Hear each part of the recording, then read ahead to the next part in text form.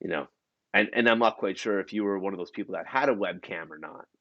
At the start, No, I got gifted one. okay, so at the start of not even at the start, I want to say there was a good 3 month period at the beginning of the pandemic where webcams were just impossible to find. And if you could find it, you're paying 2 or 3 times the price. And it might not have been even a great Yeah. quality, well, yeah, so whatever the camera might be. I mean, like right now, actually, I'm using the camera that's with the computer. I'm actually not using the external webcam now. When I'm doing the interviews, it's just a lot quicker just to set up the laptop and just pop it open, and it's going. So, Yeah. Yeah, and they have decent cameras in them too, the laptops nowadays anyways. uh, you know, I'm not quite sure. Maybe, sort of. No. So, I mean, it's okay. It's better than I had when I was younger, I guess, right? But no, I'm the same boat as you. I went to look for one. Everybody sold out. And a good friend of mine here in town, Kilma, who does a lot of vlogging stuff, had an extra camera. And she's like, here, or I probably would have been 2 or 3 months behind where hold I'm on. at. Did you just say vlogging? Is it? Yes, I've got all the jargon now. Or is it vlog or Yeah, yeah. That's vlogging? just it. That's why I'm like, is it not vlogging or vlog? It's probably Yeah, vlogging. Yeah, yeah. vlogging. I was I, I like to pretend that I know what I'm talking about no. It's sometimes with this stuff, but for a it is second still, you it's tricked like me. I undiscovered thought for a country, moment right? I'm like, do I have it wrong? Is what? There's a bunch of people that help me do my stream that are laughing at this That's right now, I'm perfect. sure. You're joining us here in the utility room with me in the box from Niagara Falls, which is worthwhile bringing up. We've had the idea Yeah, of man. of small towns in and around the Toronto area, um, like London, Ontario. I'm not quite sure if even London can be called a small town, and there's hundreds of thousands of people I think that are living there. And Niagara Falls is definitely one of those cities, known for its tourist attraction primarily, and the water that's flowing over a bunch of rocks. It also had an amazing rave scene that was popping in the late 90s and right into the early I 2000s. really, One of the reasons why that was happening is because of Grimace, right here, who was not only DJing, but was also throwing a bunch of parties in and around the area at that time.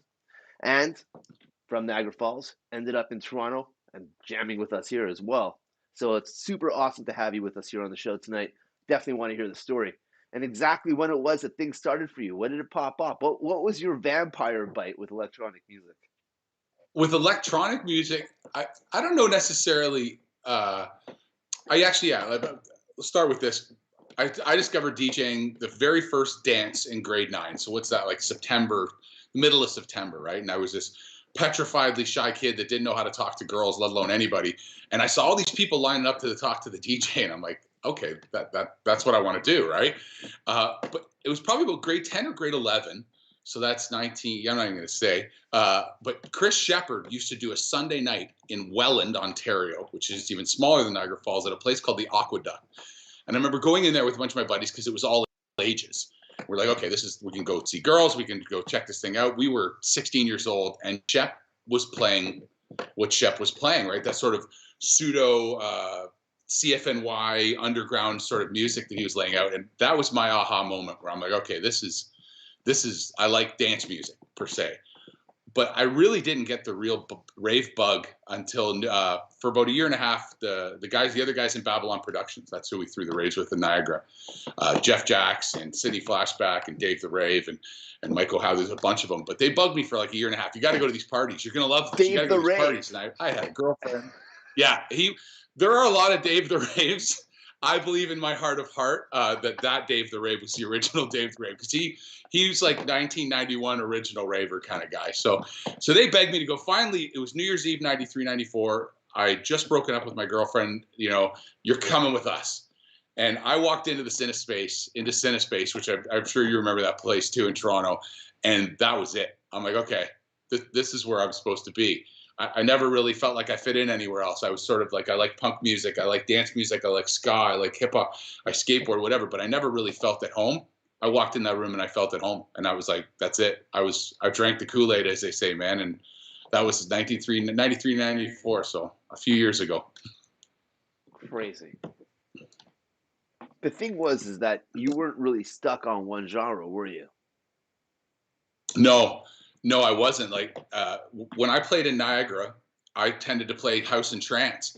But I went to Toronto, and after that New Year's Eve party, we went to Ambient C's house for an after party. And it was like I met all these people, and it was like it was overload. And then I started going to Destiny Fridays on 31 Commissioners, and it was like everybody that I was friends with played house and trance. So I was like, okay, I can't play house and trance. Where I tried to, but nobody was going to really book me. And then I really fell in when Dominic and I started hanging out. I started playing hardcore, and that was sort of. I've always jumped around. It's like whatever I want to. I like it, much like yourself, man. You're a very eclectic guy, and if it's good, I'm going to play it. If I like it, I'm going to play it. I think So I guess yeah, every genre you can think of, I've kind of worked my way through. it when I'm thinking about it, going back to the familiarity when I first started seeing your name on flyers, I felt that it was hardcore or very hard trance that I was Yeah, hearing. yeah. Where were you getting this music? Where were you finding your records? Were you shopping online? Originally, Were you going into Toronto? Toronto mostly. It was like when I in the very beginning there was a store in Niagara Falls called Pop Tones, and I was buying like Nitzer Ebb and New Order and Depeche Mode records there because I was DJing at clubs. And I mean, I started doing high school dances when I was 15, and so I was always buying records, and I was buying that sort of stuff there. And then every once in a while he'd get stuff like I remember buying the House Sound of Chicago, and every DJ that one with the crest on it, like everyone's seen it. And I bought that record. I was like, I want more of this. So he would give us a fax once a month from Watts Distribution in New York. And we would just be like, okay, that sounds cool. We wouldn't get to listen to it. There'd be no preview, nothing. We were just like, that sounds cool. And we got burned a lot, but slowly over about a year and a half, we figured out that, okay, wait, FFRR. Okay, I like FFRR. I'll buy all Right. that stuff, right? But then it was Play D. Then it was Thursday mornings, from about 94 Thursday morning, driving up to Toronto, waiting in line while Eugene handed out the records to Shep and Burns and all those guys and Mark and all those guys, and then being like that little scrap, fighting for the scraps that were left on the shelves after those guys cleaned it out. But yeah, Play D, much like all of us, right? Play D record was really sort of a jump off spot for all of us in the beginning. It's funny that you're saying that. I mean, I went through the same stuff. I think if you were trying to be a DJ and vinyl was the only way of accessing specifically this type of music, and you wanted to get out and you wanted to start playing, you'd have to go on shipment day if you wanted to get all the brand new stuff. And Yeah, it was almost a yeah. battlefield on Oh yeah, it could have been. There was a bit of a Big Brother vibe happening. You're friendly with everyone, but you're like, don't touch my shit. Like it's yeah. I tell a story, and I don't remember if it was Burns or one of those guys, but like people don't understand now. If you want a song, you just go buy it, right? It's $3. If we want a song, I had to drive an hour and a half to Toronto, line up behind a bunch of these guys, and those assholes sometimes would buy all the copies. People don't understand that. There'd be like a 6 single come out. It. I've seen Don Burns. I saw Don Burns 5 copies of a record once. Because that way nobody else got it. He knew until the next shipment day he was the only guy. That's right, at least for a week. Yeah, yeah. If all clear. 5 That copies weekend's were gigs, gone, that gave you 6 days to rinse the record, and then that was it because it was coming back. Or you're shopping again if you want to continue the block. Yeah. And it was the only way to do it because otherwise, if everyone had your records, then you couldn't get no one for that sound.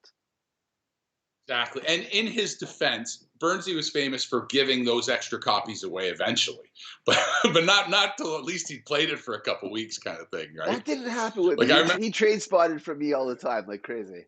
Yeah. And when it came time, if he played something, and there was some stuff, I'll tell you what, I still have his Funk Nose Whole Lotta Rock record. Nice. Yeah, I didn't give it back. That was intentional. I've got some permanently borrowed records in my collection as well, actually, from him and other people as well. Right? You don't lend out wax. I mean, you're literally saying goodbye. No, there's certain ones. I've had Ambient C's copy of Beyond Silver for like 25 years. This is what happens with a And record. If you get a record, you're able to borrow it. You know that wasn't love. It was a short-term yeah, relationship. yeah, that was just a short-term relationship. Listen, I'm curious.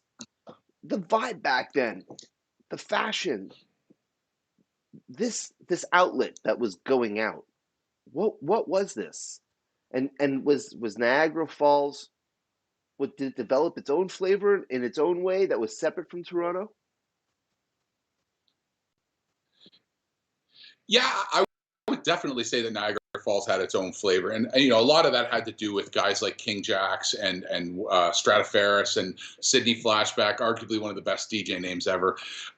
Those He's guys a were great name. playing a lot of 303 laden kind of stuff, a little bit on the higher, faster pace per se. So it was sort of an acidy, and a lot of the kids in the Niagara region were kind of like crossover kids. Like we get the Deadhead kids, and we get the the quote unquote hippie crew at our raves and stuff like that. Just because there wasn't that many people to draw from too. But eventually we started getting the Buffalo people when we started. We became very good friends. Still one of my best friends today with DJ Exotech, and having him play our parties in the mid '90s to late '90s really kind of, we were getting people from both sides of the border at one point. I mean, we had a couple parties that were 400 or 500 people, which for Niagara Falls in 1996 that was a great number. We loved that. Did you think when it was happening that you guys would have that catch on? Like, was this something you're like, we know about our close group of friends? This is what we're doing it for. But then this plethora of other people show up. Were you like, whoa, what's going on? Or were you like, yeah, we knew it would go Well, this way? before I hooked up with those guys, before I even came to a rave, they threw one little party, wasn't very well attended. There really wasn't. It was okay, but really kind of the aha moment for us that sort of set the tone for the whole Niagara Falls party scene was Sydney Flash. I'm going to tell this story. Sydney Flashback's mom goes to Florida for a month every year. He decides he's going to have a party at his house. We took all the furniture in the house, put it in the living room, and cardboarded the living room shut. Had a one room in the basement and then a room upstairs with guys playing keyboards and stuff. And we threw a rave in his mom's house. And we thought we were going to have like just our buddies, like 20, 30 people. Well, word got out and it was like 150, 200 people at his house. Like it was rammed to the walls. We went till like 7 o'clock in the morning. He paid, like the neighbors were cool with it. And that was that. We're like, okay, we got to actually do something now. This was just something we were doing for ourselves. And then we started looking for venues. And ironically, the next rave, I have to tell this only because it ties into Ryan's interview recently. We're going to do a video shoot in your warehouse. And we got burned at about 1 o'clock in the morning. The owner of the warehouse showed up and was like, this isn't a video shoot. And those kids are on drugs, and threatened to call the cops. We tried to pay him off. And then we ended up, this is all tying into the sort of the vibe down Niagara. So we end up getting booted out of that place. And one of these hippie kids walks up and says, there's a barn on my property. Why don't we just go to my barn? So we got all these pickup trucks, took all the stuff and all the people from the rave, drove 15 kilometers down the road and set up in a barn. Excellent. And played until the next morning. And Burns shows up at, I want to say 6 o'clock in the morning with Claudio and Eric Robertson. Okay. And you can imagine him getting out of his car and there's like a horse in the field, right? Like it was, yeah. And I remember we were all so proud because on the Dr. Trance show, he named it the most underground party he'd been to that year. Like, so we thought we were pretty the cool. Award from him on like for your yeah. Yeah, we were the most underground party because we were in a barn, a dilapidated barn on a farmer's property in Niagara. I'm sorry, dude. I haven't told that story in 10 years, 15 years. I think about the interview a lot that I had with Ryan and the unique spaces, from a promoter's perspective, some of the instances of where you might have been walking around somewhere and walked into something and went, oh shit, nah, this is a great place to do a party. I gotta throw a jam in here. As a promoter, were you experiencing that vibe? Was that Absolutely, yeah, absolutely. And I mean, we could probably sit here for 2 hours and list the ways that Burns inspired us, but those guys, like that inspired me. Their willingness to literally lose thousands of dollars just to say they did a party somewhere was always something. I mean, we didn't have the money to try and do it, but yeah, we were always on the lookout. Oh wait, is that club closing? All right, where's the real estate agent? Let's see if we can rent it for a weekend, kind of thing, right? But I mean, we were, yeah. How could you not be inspired by those guys? They were throwing parties at the CN Tower. But what about You you in know, Niagara Falls? Was the city there was rich with alternative style spaces? no, it wasn't. There was a couple warehouse spaces. We burned those bridges pretty quick, especially because kind of word got out that we bullshitted our way into that warehouse and that we were trying to do a video shoot. So we had to just be straight up. So we did a lot of our stuff in Masonic Temple halls, that kind of thing, nightclubs. I will say this, that we had a very receptive nightclub community to this. Because at that point, much like Ryan touched on too, things weren't that great. I mean, the economy wasn't that great. A lot of people were laid off. People weren't going out as much. It sounds really familiar, right? And so the nightclubs were looking for any way to subsidize that sort of revenue. So we would literally rent nightclubs down here because they were either just not doing well or whatever. And some of them weren't actually even nightclubs; they were just bars. We'd clear out all the tables and throw some speakers in the corner and see what we could pull off. Talk to me about the path of the DJ. What Hmm. was it for you that you took? What was the path back then? I mean, today I'm not quite sure it's really comparable at all. So with No, it's different, sure, right? I think you're accurate an analogy that it's not comparable really, and we shouldn't. And I'm an old fuddy duddy sometimes, and I get stuck in the past and as well. But the reality is, it's not the same anymore. It's not. It doesn't.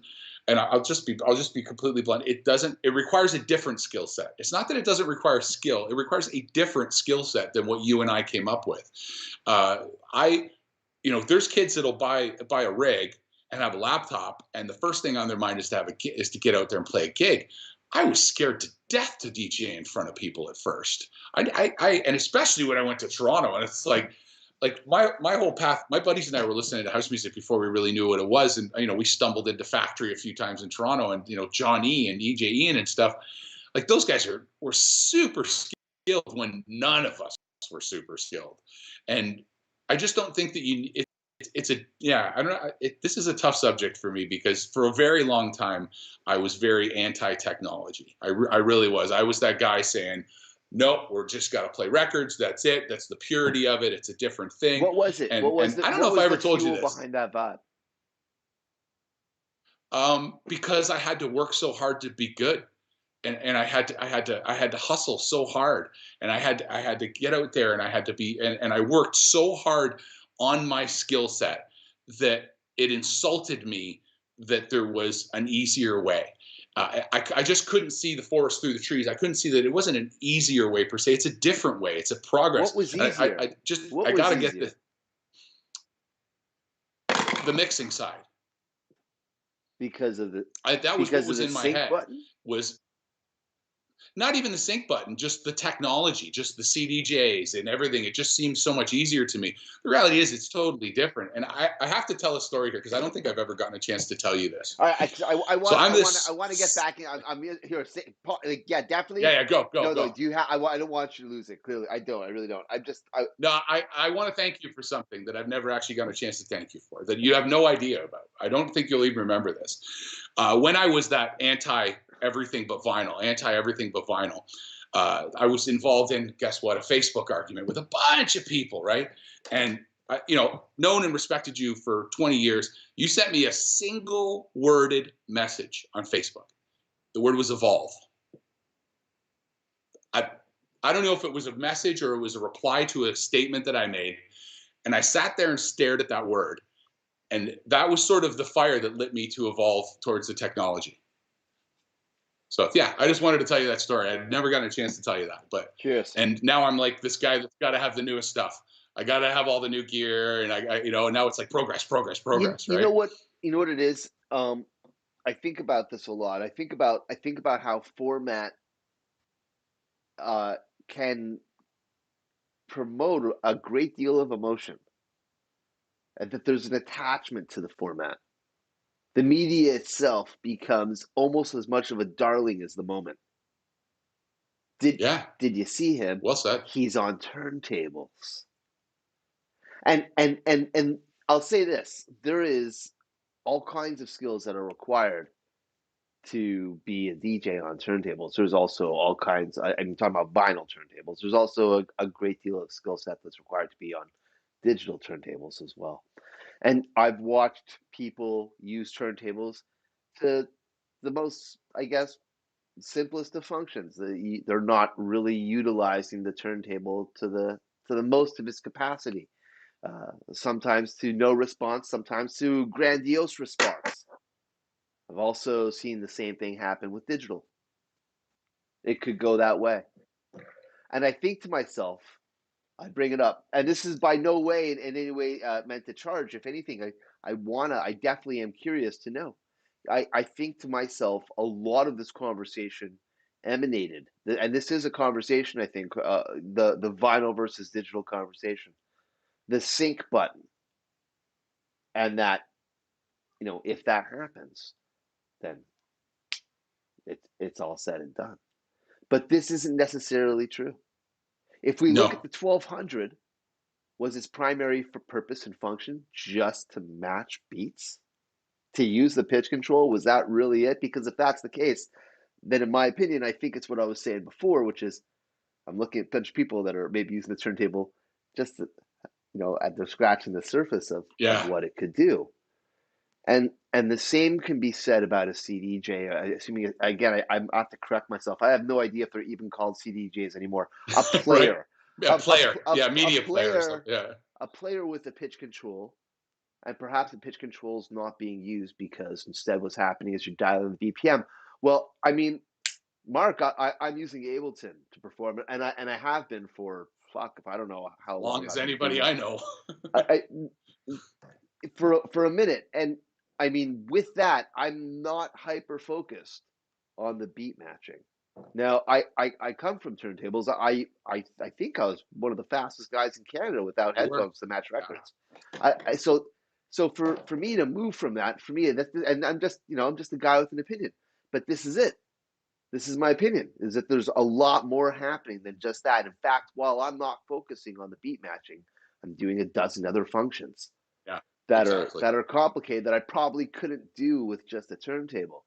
So and this is not a diss. Lately, I've been thinking to myself how I'd love to get my decks back and set up and do a utility room with some classic vinyl and and get it going Yeah. because the tactile response that I want to move my knuckles back and forth. I want to feel it. I love it. I was I was thinking about all this and I started going off. Yeah, exactly. Sorry.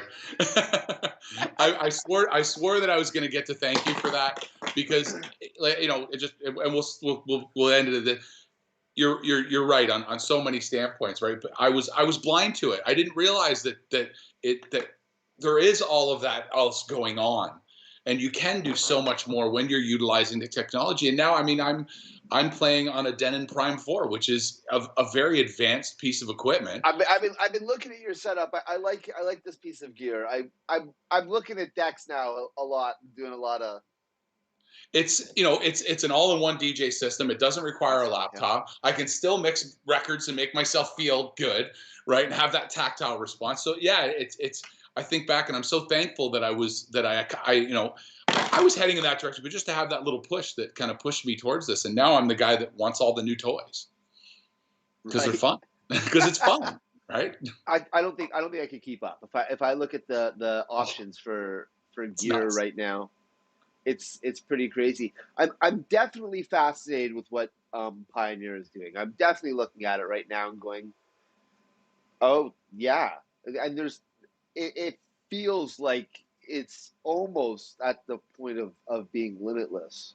Yeah, yeah, that's a good word. It really is. It's heading in that direction. Yeah, so it's really great. But in the I don't know how much your Denon weighs. I don't, and I'm not quite sure about the size of it. So if you're rolling around, and I was just talking about this on a previous episode. I've got three MIDI controllers, but mostly I'm using two because I lost one. I lost one of my dongles, my computer. Um, I just got it back. but it's so easy just to roll around with the controllers. I throw the stuff in the backpack and away I go, and I can insta Yeah. rave wherever I want. They don't weigh much, so I think about stuff like that, and I'm digressing again. We've been digressing a lot. That's all right. Thanks, Mark. Did I already rip through my coffee? Oh my god. Okay, so this is what I wanted to ask. We think about these differences of the rules, the differences that have happened. I guess these rules, these DJ rules, which I've been thinking a lot about lately. Do we all have our own? Is there a generalization for DJ rules? And I think to myself, when we think about the vinyl versus digital conversation, then yeah, there is a generalization, because this is a common thing. I mean, it's not hard to trip over this vibe that if you're not organically matching your beats, you're not doing it. What I'm Well, thinking, go ahead. yeah, no, go ahead, go ahead. No, no, Go no, ahead. no, no.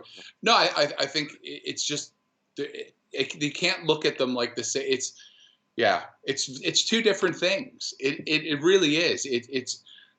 There is some value to the tactile response of a turntable, and there are people that are going to value that, but there are also people that don't really care and just want good music and want to be Right, made to dance. And right. who are we? If you're a professional DJ, your job's to make people dance. How you do it, totally up to you. If they're into the vinyl thing, they're into the vinyl thing. If they don't care, that's okay too. And I think and I was as guilty as anybody. There's just too much judging going on in regards to this. Let's just play music and dance, right? I mean, that's why we got into it, was to make people dance. And if you do it with 2.5 controllers, or I do it with a 20-pound Denon, who cares? As long as we do it. It's 20 pounds to lug that thing around. Not yeah. There's a smaller version. You should look at the Which is Denon. cool. It's got that weight, right? Because then Yeah. you can put your weight behind it. Yeah. This is a studio, or like, it's not, you're not taking it, but Denon makes a thing called the Denon Prime Go. It is the size of a laptop, but about that thick, has a 6-hour battery charge, and is Bluetooth compatible. And it's 2 channels, and it does not require a laptop.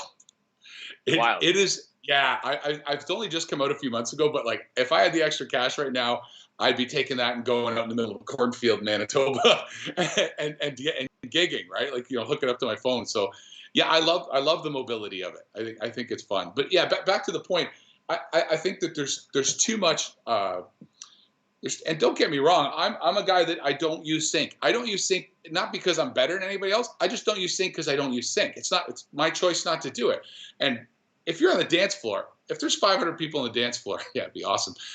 They don't care. There might be one person that notices if you're playing on vinyl or not. And I hate that whole the busting people's balls because they play on vinyl. If you want to play on vinyl, God bless, play on vinyl. But that's not the important part. We're not, Frankie Knuckles said, if at the moment you think you're bigger than the music, you're fucked. And sorry, my kids are probably listening, but we're not bigger than the music. We are the purveyors of the music. We are the medium for the message. So this brings me to my question, actually. My question is what rules stayed the same? Because we're talking about the differences about what it was that happened, the change. But I think to myself also, okay, well, there's the classic French saying, the more things change, the more they stay the same. What did stay the same? What are the DJ rules from then that are still the DJ rules now? That's a very good question. I get accused of bringing up DJ rules that don't exist anymore. You know what I mean? Like the old, what was the, oh yeah, if you start late, that's not my problem if I'm on after you. Like silly rules like that. But in regards to the mixing stuff, I don't think anything stayed the same, to be honest with you. There are guys touring international superstars that have never mixed 2 records together, that have never felt the pressure of looking at that record and it's running and there's no skip, there's no cue point to save your ass, there's no loop, that pressure, that have never felt that pressure. So I don't know that any of the rules. Do you think any of the rules are the same, other than it's our job to make people dance? I think there are some rules that have stayed the same, and I think Yeah. that's the biggest rule. Listening to Kenny talk about being on the festival circuit and what it means to be in a festival slot. I I don't know if I've ever heard anyone say it greater than the way that he said it. In fact, I don't want to repeat and misquote what he said. Just go check out the Kenny Glasgow episode of Utility Room. He nailed it. You know, this vibe that you've got to get up there and do the exact same or greater energy. You can't lose the energy. You got to keep that Yeah. energy, and then There's the rule. Yeah. okay. But here's the thing that to me that's a festival rule, and that's very different than. So what did change was I think that there was clubs that had one or two DJs playing over the course of the night. Night is 8 hours. So if there's one guy, you know, in this instance for us, you know, it's Hero Mark Oliver or Kenny Glasgow, you know, Peter Tyrone and Shams, you know, they There you go. that was the night. That was it. You know, and it gave them the opportunity so that if you showed up early and you wanted to hit the drink specials to be sauced enough for the rest of the evening on the dance floor, then you showed up to hear probably what was an opening style. Records that were not meant to drive you insane on the dance floor right away. Maybe it was more of Yeah. like, you know, that siren call, you know, come on, come on. And they'll, you Yeah. know, Yeah. Yeah. until finally the DJ is like, you here, all right, you're here. Okay, now you're here. All right, you're here. Now we're fucking here, you know, and that was it. You know, they had to have that escalation. I'm getting excited, clearly, you know, Yeah. because Me too. so this escalation, you know, can't really happen at a festival. I mean, maybe if you show up and you're there for 3 or 4 slots before your slot and you're checking out what all the performers are doing, then I think you'll have that opportunity. But that's a real ideal scenario. You know, I'm not going to say it's Mhm. impossible. It's possible. You can show up early and be a part of it, but it's not always going to be. You know, if the schedule can't supply it. So then all of a sudden you're showing up and you're doing that thing where you got to hit the on switch. It's all about having the on switch. It's not about anything else. And for some DJs, they're not on switch DJs. You know, Yeah. It. It's funny you say that. That's a great term. Actually, I'm going to steal it. The on switch DJ things because a bunch of my friends and I joke around that the difference between a quote unquote rave DJ is we our gear is boom, we're gearing up every time you get on the decks, we're gearing up. It's take it to that next level where a club DJ gets that gift of being able to play extended sets and being able to get creative and like you said, slowly tempt you into the dance floor, warm you up, and then kick your ass, right? I feel like But as far yeah, and not everything is about that. You know, I'm just saying that there's and so here. How about this? Did genre names and separation help dance floors? no, that's my honest in my heart Good. answer. Yeah, that's I want your heart. Right. I believe that this segregation of our music. And Ryan touched on it, and I think someone else might too. Remember when it was just techno, right? When it was all just techno. Those guys go to your raves, you listen to your techno. They didn't, house, trance, jungle. Like we didn't need to separate these big genres anymore because I believe it separates the dance floor. I mean, I can't go to this night. It's a deep house night. I'm not into deep house. I'm just into house. Well, how do you know? Right? That nobody plays. Well, hopefully nobody plays just deep house or just this. That that a DJ has that creative juice flowing and he's sort of exploring and taking you in different directions, right? I would say from my heart that I believe that the separation of the genres and the continuous separation of genres it separates the dance floor. It breeds exclusivity. Where would you want to see dance floors go? I'm saying it in summer 2022. where I mean I'm probably not wrong, right? So where would you like to see the dance floors go at that time? Would you like do you feel that there's been even though we've not been on a physical dance floor, has the music stayed where it was? Has there been a form of an evolution that's happened while we've been in the pandemic? I don't think we're really going to be able to answer that question until there is dance floors again, until we actually have these people in front of us to see their reaction to this. Because what I would hope is that this break, if you will, has given people an opportunity to perhaps explore different genres and maybe find something, maybe those EDM kids are going to find techno, right? Like Ryan touched on it, techno all of a sudden is like the soup du jour, right? Like everybody's into techno. There's techno remixes of everything. Where we come out on the other side of this, I think will be vastly determined by the people in front of us. What are they going to want to hear? Who are they going to react to? I haven't seen a lot of crazy evolution musically. I don't see any, really new styles. I think that there's a resurgence in what I call trance music, that sort of not the Armin van Buuren stuff, but the 128, 126, guerrilla, progressive-y kind of intelligent trance music. I feel like I seem to be finding more and more of that to play, which is sort of my wheelhouse. I've also seen a little bit of breakbeats, like progressive-y kind of spacey breakbeats that used to be harder to find for me, but there hasn't been anything really like wow that's sort of happened through the pandemic, and I often wonder what guys are sitting on. Like, are they hesitant to release something because it's not going to get that dance floor play? There was a rumor a year ago that there's a Daft Punk album that they're sitting on. For Christ's sake, guys, this is when we need you. Right? Just touching on it real quick for a sec. There is an extended version of Daft Punk's Tron album that I don't know how old it is. I just discovered it like a month and a half or 2 months ago. Yeah. Okay. Something. Just give us something. No, right? I mean, it's there now. I've been. Oh, really? I've been listening to it. There's an extended version of the Daft Punk Tron album find that on Apple Music. I'm assuming it's on Spotify and everywhere else. I haven't looked anywhere else, but. Well, I'm gonna check that out tomorrow. Yeah. Okay. Well, because I'm with you. That's why I'm like, yeah, you're not wrong. I'm curious to know if you had to think back about all of the changes that you've seen through dance music. What was it that you feel was a proponent or the fuel to really have it explode? And what would you say was that explosive year? And I'm not just talking about Toronto. I'm talking about just what you've watched. Yeah.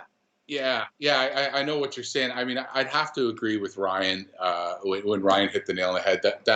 And I'm not a dubstep guy. It's just not a genre that really speaks to me. I've heard some guys that really blew me away, but really, I think that was sort of it was getting big. It was getting big, and that genre spoke to a lot of kids that weren't really listening to electronic music, and I think that sort of drew them in, and hopefully they found drum and bass and things like that through or bass music in general.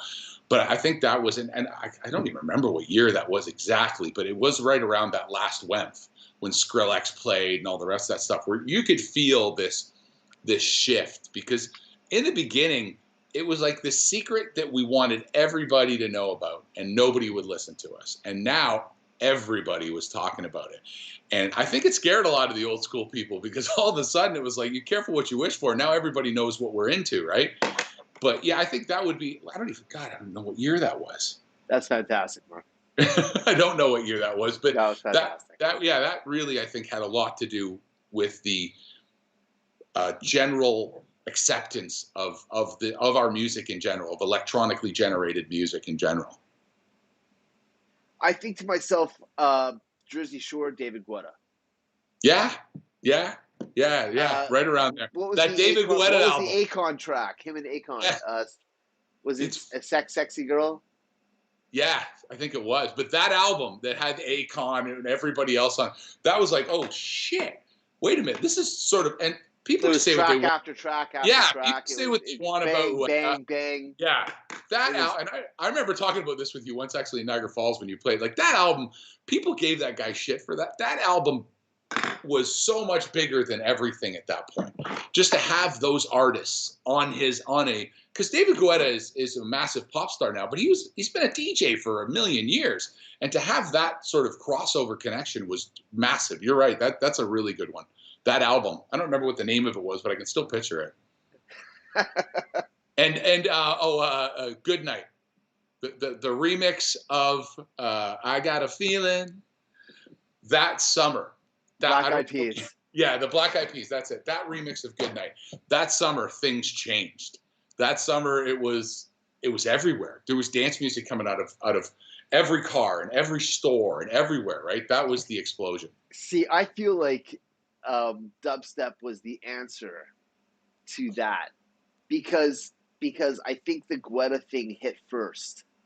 Yeah, I think you might be right. Yeah. And it was so saccharine for a lot of people that they were like, And then when the Skrillex and dubstep vibe came at us, it was more rawr, and people were like, yeah, fine, Yeah. I don't want that. I want some, I want this, yeah. So,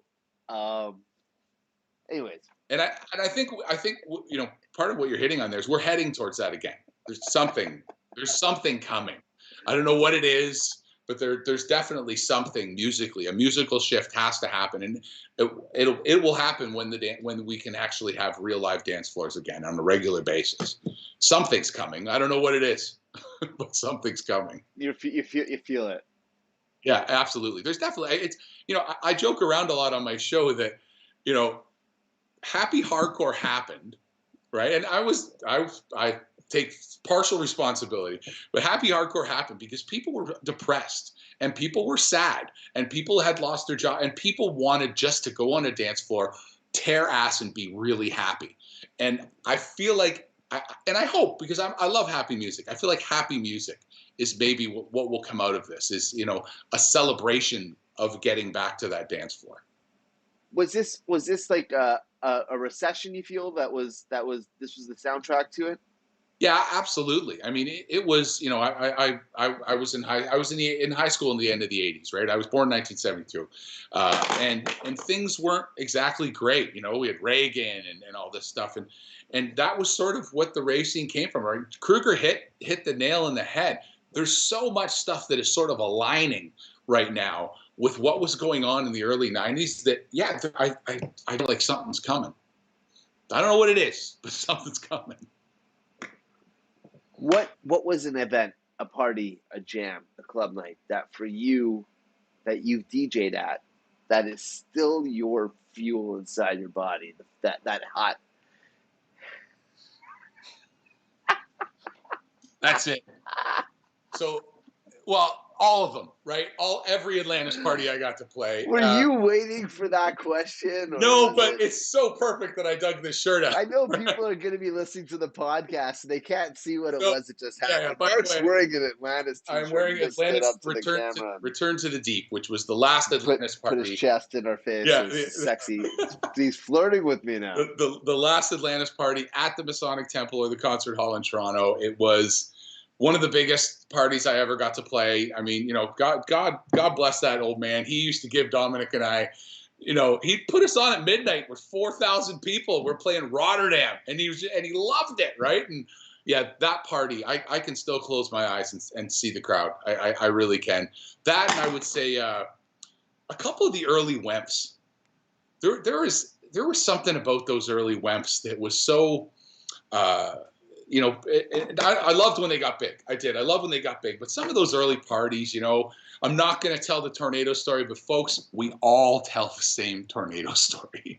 But the tornado hitting the first one, the being in the bush at the second one, some of those Wemps were pretty special, and I hold those in high regard.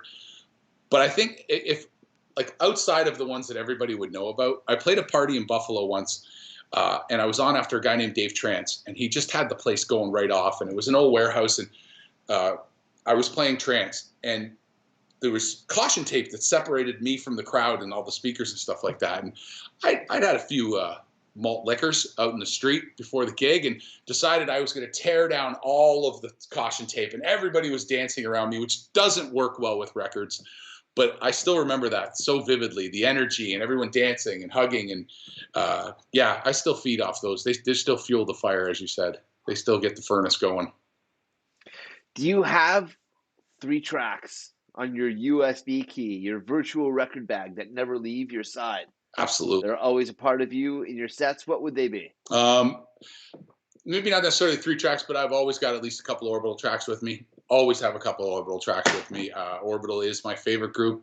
Prodigy. I've always got a Prodigy track with me, and Age of Love. Yeah, I think that I've probably played Age of Love more than anybody that has ever played Age of Love in the world. There's a point where, and then Solomon comes out with a remix a couple of years ago, and I just played the living daylights out of that too. But yeah, Jam and Spoon are Age of Love would be, and yeah, Orbital, Prodigy, and Jam and Spoon, Age of Love. Which Orbital album, if you had to pick an Orbital album, Brown. which would be the album that you'd... Brown. Oh, yeah?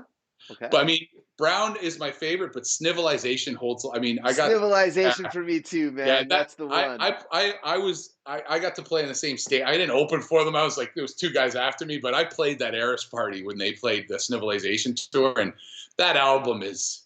Yo, I love that party. Oh my! At the Cinespace, and yeah. I love that party. I remember that party. That was. And if you look right there, that was a party, man. That was a great party. That is a signed copy of Snivelization up on the wall behind me from that party. I brought my record and was like, "Bah, you guys got to sign it." And then you raved with the wax in your hand all night long? Well, I put it in my record bag and threw it on the stage, right? But yeah, okay. That Snivelization. Actually, now that I say it, that might be a more important Orbital album to me is Snivelization.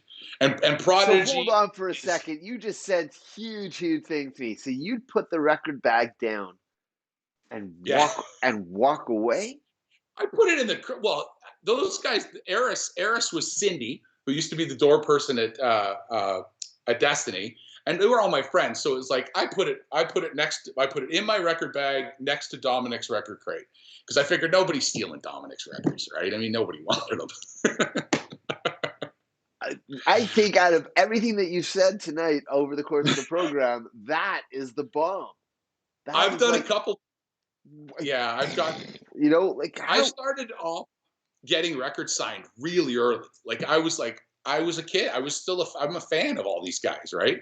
I can't tell you how many parties. It's weird to say. How about this? I'm literally about to say the words, and I was like, "That sounds stupid." I'm like, actually, it sounds pretty funny. How many parties my records have ruined for me? Okay. That's one of those you don't know unless you played vinyl moments. Getting together with people, or just outright just partying, or wanting to have the good times, whatever it is. My records have ruined that for me. I know that there's for sure people that are watching the show right now that have hung out with me that are like, I know what the fuck he's saying right now. This is true because it was always in the back of my brain. Be like, I'd put it down. Where are my records? Where is it? Oh, there you go. Where is my records? There it is. All right. The only good thing was I know where they are. They're not leaving my side.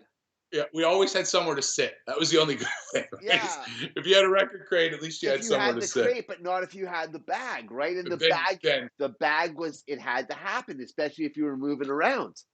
Yeah. And you and I have been referencing Utility Room all night long. I can't remember who it was that I was talking to about the treacherous DJ booths. And this should be, I think this is its own book. It certainly could be an adventure game. If somebody wants to create an adventure game, it should be a type of thing that's teetering about balance. Because there's some of the things that we've had to do to get into booths. And I'm trying to think, the Boom Boom Room. Yes.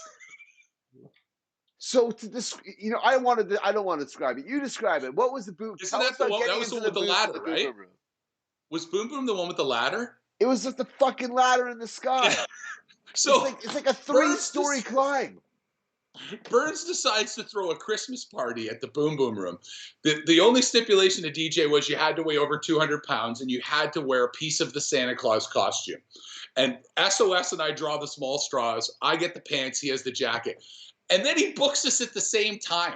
So I've got to go up that ladder, which you said is 2 or 3 stories, Easily. into this booth that is like, and I was way bigger than I am now. And then SOS, that was a danger. You're right. That was a dangerous DJ booth. But I'm saying that this could.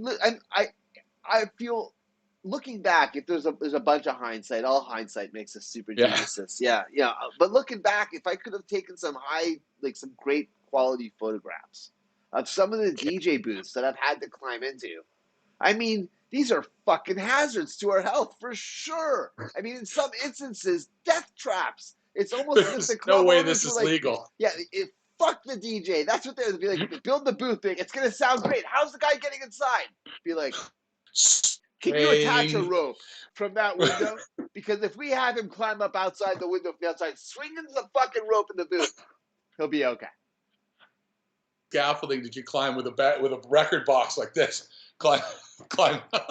I'll give you one. Kat brought it up the other day. I totally forgotten about it. But 2012 at Burning Man, I was on the scaffold rig, and I guess I was jumping up and down, and I went to go do my jump, and I guess when I pushed off it with the jump, I got the air, and the floor underneath me gave out, and there was like scaffold rods on top of me, and I guess I saw it, and I grabbed on with one arm. She has this. That's why she's digging for it. And then I'm hanging like a monkey, and I'm playing with my other hand while I'm mixing, and there's no floor underneath me. And John Moon, who I know he's out in Nevada, he's watching the show. And like him and a half dozen other people scrambled real quick, like a NASCAR pit crew, and got the floor assembled again real quick, like within like less than 10 seconds. Like boom, the floor was back. Yeah. And I dropped down and I kept playing. And well done. Yeah. Oh, and you couldn't see this from the floor. All you'd see is just maybe some guy like hanging. You couldn't really see. Anyways. Yeah. Well, I don't know if you ever heard the story. Algorithm getting electrocuted because there was condensation from the wall. I don't need to laugh. Well, he wasn't electrocuted, really but he got a big enough shock that it kicked him back off the deck. There was condensation. Like he actually got like thrown back off a mixer. And Myron, I remember because it was Myron was the sound guy, and it was water dripping off the ceiling in this warehouse. And Jeff walks up, and understand Jeff's a passionate guy to begin with. Jeff walks up and touches. My God, yes. Flying back like 10 feet. I believe Dominic was standing next to him too. That's the person that tells the story probably a lot better than I do. Do you think to yourself that it's possible to be more romantic about an era in your life than this aside from obviously family, which will always be number one. This era, like, dude, I think we were so lucky. I think that's really what you could sit here and it's never going to be the same again and wish that it was and all the rest of that stuff. But I think sometimes you just got to look back and just realize just how lucky we were. We guys our age, we saw the birth of hip hop. We saw the birth of grunge. We saw the birth of the rave scene, and we were there at ground level. Maybe you and I weren't the first wave, but we were the second wave, and we saw this thing. I think you're second. I'm third. I'm still. I'm a little. Right? Sorry. But we saw this thing grow from a seed, right, to this massive thing that is so much bigger than we could ever have thought it would be. Yeah.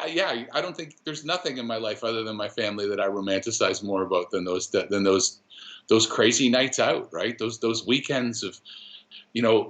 Ryan mentioned something the other day, and I know we keep quoting other shows, but yeah, no, I love it though. It's great because that's what the show is, right? Let it be that source. When it wasn't so just readily available, when like I went to my first rave on New Year's Eve, I got home on January 3rd, so and I remember calling Jeff and saying, "Okay, when's the next one?" And he's like, "February."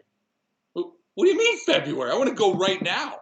No, no, dude, it's Valentine's Day. It's the next, rave. And you would get so excited and you would, I would plan my outfit. I'm not a plan my outfit guy. I would figure out exactly what beer I was going to have. And you're calling your buddy, man, 2 weeks out, man. Are you ready? 2 weeks out?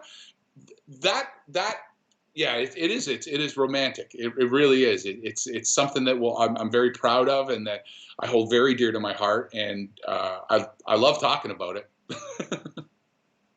Do you want what was to be what is right now, or do you think this progress, this evolution that we've gone through, did it make sense?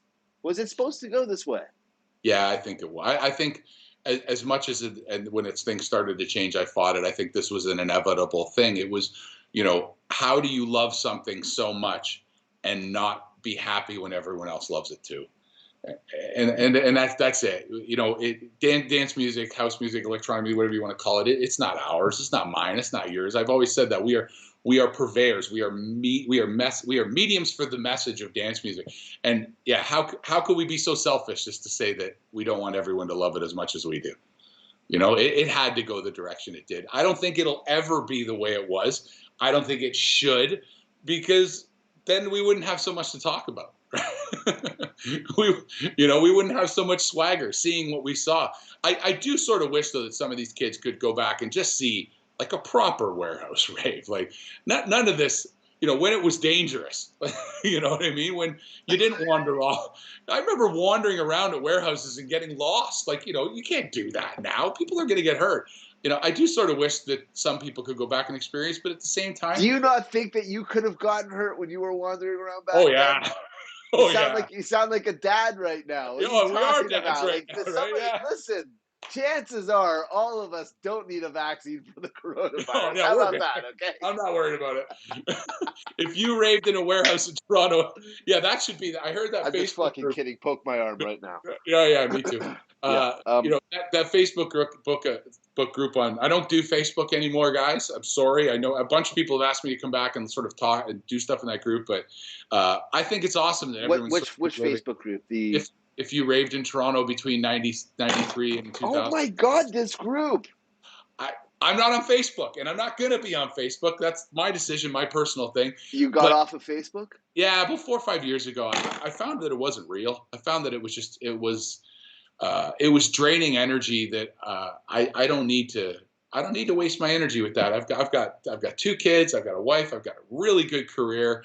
I'm still lucky enough to be DJing. Well, streaming now. I got to plug my show, right? We haven't gotten there yet. Don't worry. Yeah, yeah. And I'm still lucky enough to be DJing and still lucky enough to be very passionate about my music. I've got an incredibly supportive family that loves it, like literally loves. We have dance parties when I DJ in the house and stuff like that. So, yeah, I just don't need it. I've got too much other stuff going on. I'd rather just do my own thing and than worry about what everybody else is doing. Is social media? Do you find that in total is it detracting from the joy of life? No, because I'll be honest, I really like Instagram. I like it because it's like a flashpoint, a snip, a little clip kind of thing. It's I do find some of it a bit tedious, but I like it because it's a way to communicate. And at the end of the day, if I want to continue DJing, I got to play the game at least a little bit, and that's sort of part of it is that just to let people know what I'm doing, but I think that. Okay, I could go on for hours on this subject, but I do believe that the internet had a lot to do with the change in the rave scene. The first thing, I'm guilty of it, and first thing you do when you get home from a gig is you log online to see if they liked you. And I believe that back in the day, before even the message boards and stuff like that, I knew if they liked me when I left the gig. And I think that's something that's really shifted. There's an instant review, for lack of a better term, where you can instantly find out what people thought about you rather than just going on, yeah, that felt really good. And hopefully next week feels better kind of thing. So yeah, I've that's a whole other show. My feelings about social media. I think that they are necessary evil, but some of it's just not for me. And I don't judge anybody. You want to do it, do your thing. This is just the way I want to live my life, right? Is the big difference between Instagram and Facebook? words versus pictures? Maybe. Yeah. Yeah. Maybe. I think for some reason with Facebook, I felt like an obligation that I had to be seeing what other people were saying, and I had to, especially if they were saying something about me and all the rest of that stuff. And it just got to the point where I was like, okay, I've got to cut a few things out of my daily picture, and that one made sense to me, and I don't miss it. I don't miss it at all. Even even now when I get all these messages and people showing me screenshots of people posting pictures of parties that I played and stuff like that, and it still hasn't. I haven't had that moment where I'm like, you know what, maybe I'll just log back in for a minute. No, my account's I'm good. Tell us about your setup. We heard a little bit about your controller that you're using. What are you doing for your show? What is your show? When is your show? How is your show? My show, I do two right now. One of them's very regular. One of them is when the mood strikes me. But the mood strikes me most Sunday mornings. I do Friday nights from 6 p.m. till 8 p.m. Central Time. I'm in Winnipeg now, so that's 7 till 9 in Toronto. And it's trance, it's house, it's breaks, it's a lot of stories. I drink 3 beers, and by the end of the 2 hours, I'm pretty entertaining. And then Sunday mornings is where the whole streaming thing started for me. I tended to get up Sunday mornings, have coffee, have breakfast with my wife, indulge in some devil's lettuce, if you will, and go play music. And that was just what I did on Sunday mornings. And then I was like, well, why not share that, right? So I threw my friend Kilma gave me a kit, so I threw it up, and yeah, that's now what I do Sunday mornings. I kind of just mess about and play. Sometimes, some Sundays, I'll literally just stand here and play records and talk. Just say, this is an old Orbital record. This is a B-side you might not have heard and stuff like that. But Friday nights, it's third or fourth gear, I'll call it, some trance. It's called The Mothership. And yeah, I'm on Twitch. I don't know that I'll be there forever. I think that there's other options out there. I think Mixcloud is sort of slowly climbing into this picture. But yeah, I enjoy it. I enjoy the community. I enjoy the interaction in the chat, that sort of thing. I love Mixcloud. Yeah, the sound. I love it. Yeah, I think it's like great, and they it just freaks need me to out do that better. it's not more popular.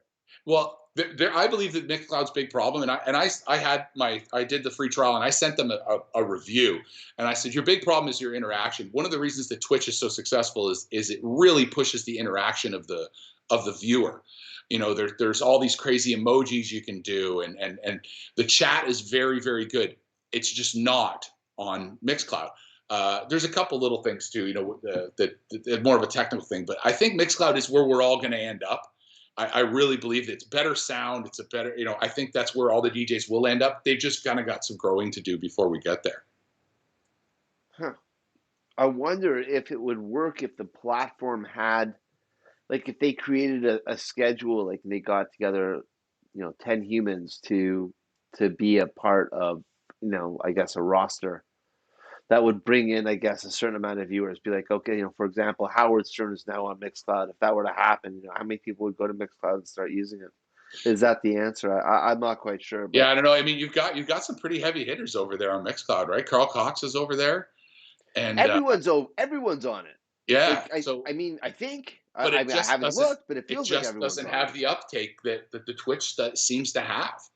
I don't know what it is. I think, like I said, they've got some growing to do. They need to be able to monetize it a little bit, and I think I love the fact that you don't get muted. That's huge for me. I play some commercially sort of vocally kind of tracks Dude, and stuff. our show has been muted a dozen times on Twitch. Yeah, it has. It sucks. Yeah. And that's my big beef with Twitch is the muted. So I mean, I'm not happy with either platform right now. I just happen to have a standing show on Twitch and a couple hundred followers, so I'm going to keep doing that until I kind of feel that Mixcloud is it. But the rig is it's a Denon Prime 4. It's an all-in-one DJ unit. No laptops required at all. It's a true four-channel rig, which I love Pioneer. I'm a huge fan of Pioneer, but they don't have this. They do none of their all-in-ones can you play 4 things at once, 4 digital sources at once. You can play 2 and 2 turntables or 2 CDJs, but for me, I can play 4 things at once on this. And that was a big deal for me because I do use a lot of loops, a lot of cue points, a lot of sort of tricky little bits and stuff like that where I like to pull little bits out of certain songs. So it's nice to have those 4 channels.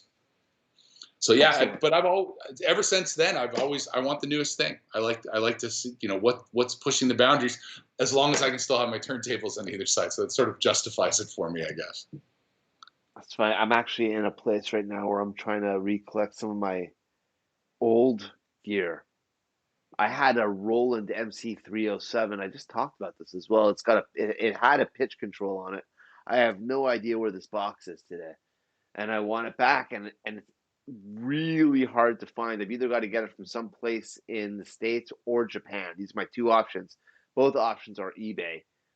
Both Yeah. machines are used. Um, yeah. I mean, it had because it was Roland, so it had the stock 303, 606, 808, 909, in But it. with pitch control. But pitch control, and it was just a really dope little box. I wish I could get it back. Um, I went through a phase where I was buying a bunch. Like I had the whole the TR3 and the TR8 and all that stuff at one point for a little bit. It's fun to have that stuff when you're DJing. right. I mean, I feel like that to me is the way. I think back to someone like this was a thing. There was a separation between producers and DJs in the late '90s, and Absolutely. that was shown on a flyer. If you look at the early Ultra flyers, the early Destiny flyers, any of the big production companies that were doing super big shows. When Destiny brought in Cosmic Baby, it was called a live PA. It wasn't a DJ set. You're right. Right, Absolutely. and Yeah. he was on stage and he had I don't know what he had. It looked like he had three or four keyboards on a rack in front of him. I can tell you And that he did. I picked him up at the airport, and he had four keyboard. Like he had road cases full of gear with him. right. And remember, he had the Leafs jersey. I tell the story. He wore a I Leafs jersey don't when he remember played that that night. detail. Yeah. I don't. One I think I do remember though is him playing Loops of Infinity, Ah. and everyone on the dance floor we're all holding hands, all of us. Yeah, we're all holding hands with our hands in the sky together, just a bunch of Oh, strangers just holding hands, which sounds so weird right now considering but everything that we're going through. But nah. back then, that made perfect sense. Oh, it totally did, man. Loops. Oh, Yeah. I've got. No, it's not up here. Still, I actually got my copy of Loops of Infinity signed by him that night. So, and I also think back, I saw Prodigy. Um, also had Liam. So it looked like he was in like this small cage, and Yeah. it just surrounded by as high as tall as he was, just racks of gear. Same thing, Chemical Brothers, tons of gear. Um, and I'm not quite sure what happened. It felt like all of a sudden it was okay for the producer, who wasn't a DJ at all, to go up and DJ. And I think as far as touring, if we're looking just on biz, if you're looking just for biz, way easier to tour somebody with headphones and a USB key or a CD book Oh, or a box of I records, if get you will. that. Wait, then the alternative, right? And never mind, it wasn't just that. I also think to myself, when the last time the Chemical Brothers were here, I think that they played at the Hershey Center, Yeah. and Yeah. they get up right away, and I'm not going to say they did it, but a speaker stack, I think it was on the left hand side, the whole left side of the PA is like right within like the first 5 minutes. Um, you know, this is a thing. We didn't have roadies really that were rolling around I wish. because the shows weren't big enough. They didn't have the ticket sales here in North America to have that type of thing happening. So maybe that's what it was. Maybe I'm answering I was about to say, what do you think? And before I went to that place to ask the question, I'm sitting here, I'm like, well, maybe that's just it. To guarantee that the show wouldn't be a total fucking train wreck, I'd rather send the guy out and have him DJ a set than show up with all the gear to go and do a show And not and have. and have the promoters and the sound people, maybe something wasn't communicating right, and differences, and now this. You know what? You're dead right too, because I remember that Orbital show at Cinespace too. Maybe it wasn't Cinespace, but either one. Orbital But Orbital was at was it Cinespace. Cinespace? The last Yeah. time I saw them play was the Opera House. Yeah, that was ridiculous. Still got that T-shirt somewhere. But those guys, like I remember the logistics being, and I didn't really have a lot to do with the throwing of that party. I was just friends with them. But I remember that it was a big deal that these guys had a full live rig. Like that was a live show. That wasn't push and play or anything. Those No, guys were playing. you could feel it, and you could see it with like every move of gesticulation that was happening at twerk Yeah, would and result. and You you could hear the that's differences. missing. Is it Are people playing that way anymore? I don't even know. Like I don't so? remember the last time I So saw this someone is a playing separate live. conversation. This or not separate, but definitely a new thing that I could talk with you about that is interesting to me. What are we seeing? What is our Hmm. exposure as an audience? What is our exposure? We turn on the internet, whatever your app is. For you, it's Instagram. We turn it on and we get a bunch of stuff coming at us. Why are we seeing what we're seeing? I mean, I Who think for what is the pushing majority of what's the people pushing that the are in the data? go. What's pushing it towards us? Why is it that we'll see, group A, and group A is that's what it is? There's a bunch of That's a other good groups question. Yeah. happening, B, C, D, E. There's a bunch of other things happening. We got no exposure to it. I'll tell you what happened in very early 2020. I got exposed to the Russian punk electro scene, and I I love the sounds of that. fucking love it. Check out a group called Locked Club. I'm like fanboying over all of their music right now. It's really stripped down. Sounds like it was I'm made looking them on up, doing gear. this now. I love new It's music. in faithing how about this? It almost I almost want to say it sounds super shitty, and that's the and that's the magic of it. Is That's the that it's magic of not this punk. beautifully processed, super clean mega studio. I got all horns and whistles I can throw at this right now. Check me out. Including the amplitude war. Check out my wave files. Fucking brick. This music is not that at all. It's the opposite of that, and I'm enjoying that. I'm also really loving what's happening, with Detroit ghetto booty tech stuff. I'm on there too. It feels like I guess whatever Bad Boy Bill was touching on with his first couple CDs. Yeah, yeah, yeah. Okay, I Yeah, get where you're going. Yeah, yeah. it's funny that I got a question for you then in regards to that. Do you Uh-huh. feel that the dance music is overproduced now?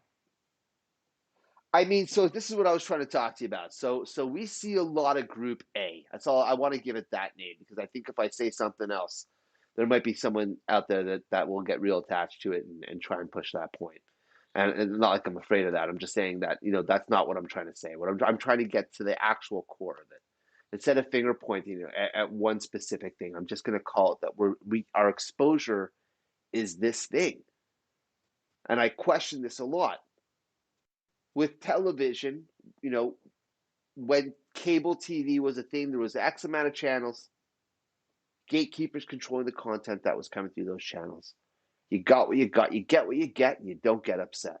And so here we are, we're online, scroll, scroll, scroll, and what are we getting exposed to?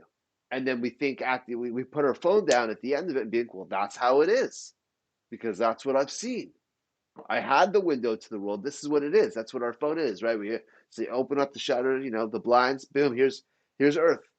We get Earth in the next 5 minutes. While I Yeah. pee. Okay, cool. Here's Earth, and then that's it. And then that's not it though. I open No. the window, but when I open the window, I'm not really seeing outside. I don't know what I'm seeing, and I don't know where the information that I'm seeing is getting funneled from. What's the source, and why is that what I'm seeing? So then when I start to look for something else, it'll seem like almost all of a sudden I'll get this content, be like, you were looking at that, huh? You're interested in that? Here's more of what you were looking at before that maybe you weren't so interested in. We want to Yeah. shove this down your throat right now. Okay. And it's like, is the little guy getting squashed? Yeah. Is Yeah. I is think in is is music, that the conversation? And what does that mean? And so I think this is the big adventure of what was the DJ that's then to what the DJ is now. The thing that stayed the same is that I think that one of the biggest parts of our jobs is to find music that we love, that we know has not hit yet, and that we're going to provide the opportunity to hit you with it, and that might take you down your own path, this path of discovery to a sound that you might not have known about. You know what, dude? This Yeah. You this just is this is the opportunity. This is our relationship exchange with the dance floor. Because if I turn up and play only music that you love, listen, is there no magic there? I mean, like, come on, there's guys who can get up there and do a mega mix of super pop tracks and put it together with cutting and scratching that would have me and you just going, all right, fuck, here's my headphones. I'm just gonna hang them up right now. We're done. Okay. yeah. Um, I, I'm saying though, there's a magic in discovering something new. And when that happens, there's further magic that can take place. Absolutely, on both sides, for the dance floor and the DJ. So we're archaeologists, Yeah. but but we're also groundbreakers, because archaeologists, we have to go way back in time, back in the time, so that we can find exactly what it was, what we love now, where it came from. And maybe, just maybe, you'll discover something that you go, you know what? This still fucking works. And I'm going to I'll, use this. I'll tell you, I'm going to I use I this. saw something recently, and it was, a good DJ plays what people want, a great DJ plays what people need. And we, I love that. one of the other sayings that, and I don't remember who it was that said it, but somebody said it to me a few years back. At the end of the day, guys like you and me, we have a responsibility to, and it's the coin of phrase. We have a responsibility to teach the children. Our back catalog is what separates us from other people. Our knowledge, our seeing where these songs came from, knowing these brand new samples aren't brand new samples, that they've been around for 20 years. Like you said it, we're archaeologists, but we're also astronauts at the same time. Yeah, that's right. We've The got to find that new groundbreakers, thing. right? Yeah. Because there is stuff that can be uncovered that's brand new as well. What's old is new again, I guess. Sure. I mean, again, what I was saying, that the more things change, the more they stay the same. Why is it? Yes, I agree with what you were saying. I agree that techno right now is having a moment, and yes, the BPMs are firing back up. I felt that it was in techno was hitting Hammock City for a while, Whew, you know, yeah. uh, and now it's gone back to we're machines, we make noise, kick up some dust. Yeah. Um, I can't remember where I was going to go with this, Mark. I was about to say something. At the end of the day, like, yeah, I think that guys that are going to be successful, guys that are going to have longevity, are willing to look forward, still grounded in the past musically, and I think that we are lucky enough to come from a scene that wasn't segregated, that wasn't, you would go to your gigs and I would hear drum and bass, I would hear trance, I would hear breaks, I would hear electro, I would hear all these different genres in one room a lot of times, just because the scene wasn't big enough to separate it. And we're lucky because we have that. And you can hear it. I hear it when you DJ. I hear how long you've been listening to this music. There's a history that's sort of interwoven in what we do that is, I love it. I'm super proud of it too. I really enjoyed having you with us tonight. Yeah, man, this was fun. We got to do it again. I asked you about which was the rave that you loved the most. You popped up. Atlantis, You, Return to the Deep. you chested Yeah. us. You chested us. April, what is it? April 13th, 1996. So, and this was the Masonic Temple party. Yeah. Yeah, that was Burns putting Dominic and I on. Yeah, it was, that was, so Dominic and I are just a 2-second story. Dominic and I were very best friends. We're still brothers. Both of us playing hardcore. And then Don's like, well, I can't book you both, so you got to play together. And we pivoted off that. We pivoted off that and turned it into a thing. We played together for like 6 years after that part. It was well into the early 2000s before we stopped sort of doing the whole Dominic and Grimace thing, right? But it all started at this night. And I can tell so many stories about this freaking party, man. Like, I know the first 2 tracks I played still. almost 30 years later, 20 years later.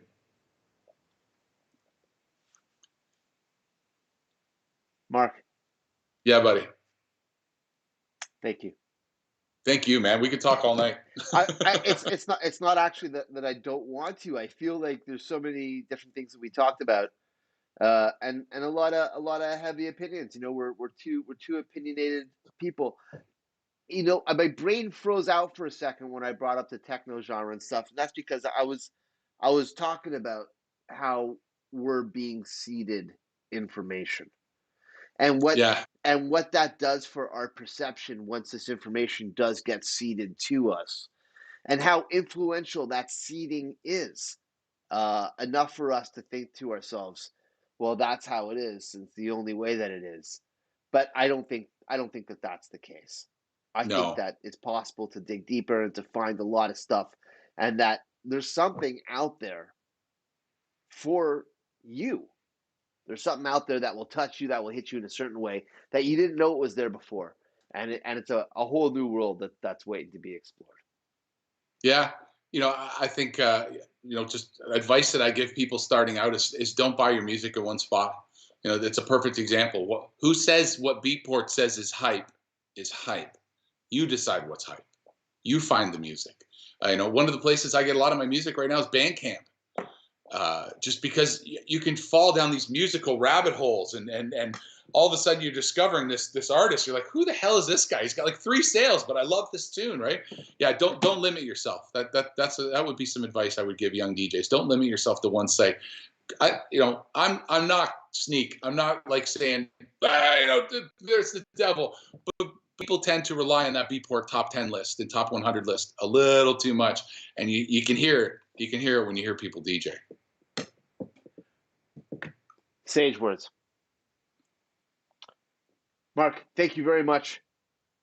Thank you, my brother. It's good to see you. Fantastic. Always amazing seeing you too. That's one of my favorite parts about doing the shows is getting face to face with people again.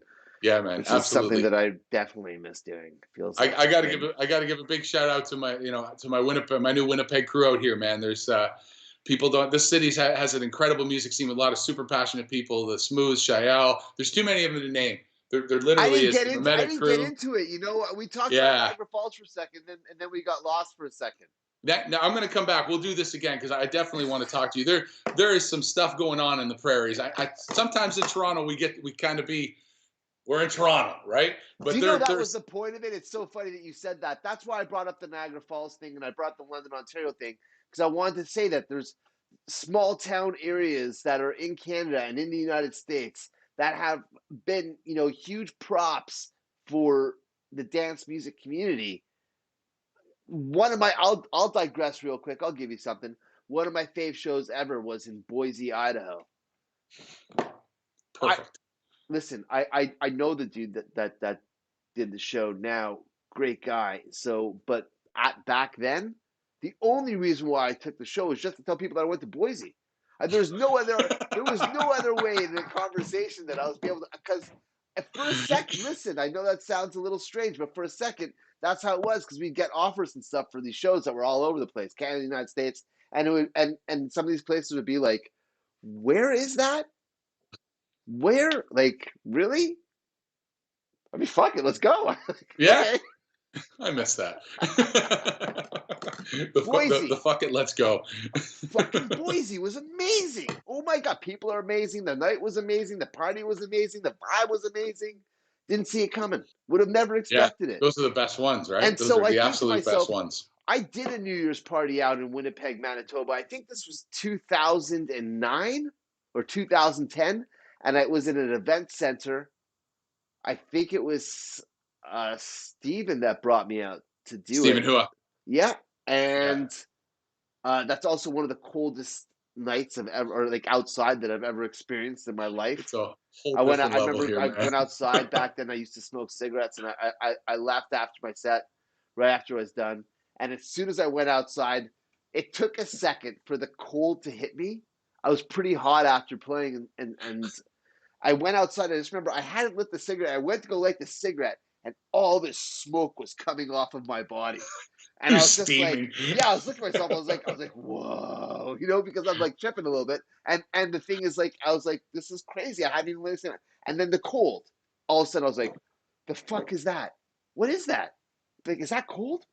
Oh my god! Like little knives all over my body. This is the It's worst. so different. There's no way to really explain it until you How do you experience that guys cold. do it? How do you do it out there? That's what I want to know. You live Well, in I Winnipeg, joke around that Manitoba. It's one of the coldest places in the world. Like it's got to be. it is minus with the wind chill right now in Winnipeg. It's minus 40 right now. Y'all are It's crazy. What are you doing it living makes you there? value it makes you value that inside time. You know what I mean? What's there? I'm just kidding. I'm sure. I know it's amazing up there now. I've been wanting to come back to. I've been wanting to go back. I almost did a show with Mark a couple of years ago. Close. Specifically, so here's one of those other things where it's really be like, I can't believe the guy takes gigs like this. But I wanted to eat at a restaurant called the Tallest Poppy. It's in it's in Winnipeg. So good. So I was like, I want to eat at this restaurant. So I'm like, I'm gonna go do this show so they can eat at this restaurant. I knew and it is really good. And we're gonna get you out here. We will all dance again. I like to say that, right? But yeah, you know what? Fuck yeah, before we will. round up, Winnipeg is a phenomenal city with some phenomenally talented people and some really good. I've really created a little family here with some of my friends, and yeah, I'm very thankful. They've accepted me wholeheartedly. They didn't judge me for being a Toronto guy, kind of thing, right? Yeah, it's a great place to live, great place to raise my family. I'm very happy here. Absolutely fantastic and awesome sauce. Hey, it's been amazing being with you. I've said goodbye to you 3 times. This is how much I I know. love you. Yeah, let's wrap it up, This is people. how much I love you. We're I just love you too, staying. dude. We're just So, staying. so Just yeah, camping so good out. to see you. Yeah. No, I'm serious. Let's do this again, and because we missed a few subjects, that's for Did we? sure. What didn't we talk about that you think that we should have talked about? Well, one of them was the whole Winnipeg thing. I really wanted to let people know what was going on here, and like I said, there's some phenomenally talented people, and the scene is not huge. It is not by any means, and nobody here is going to tell you that, but they have a genuine love for dance music and a true appreciation for energy and for anything sort of regarding what we do. And the people that love it a lot. And there's some like I said, there's some very talented DJs here too that would destroy dance floors in Toronto. Absolutely destroy dance floors in Toronto. And it's sometimes it is a shame that the scene is so small here, but at the same time, I think it's a very family. It reminds me of sort of the beginning.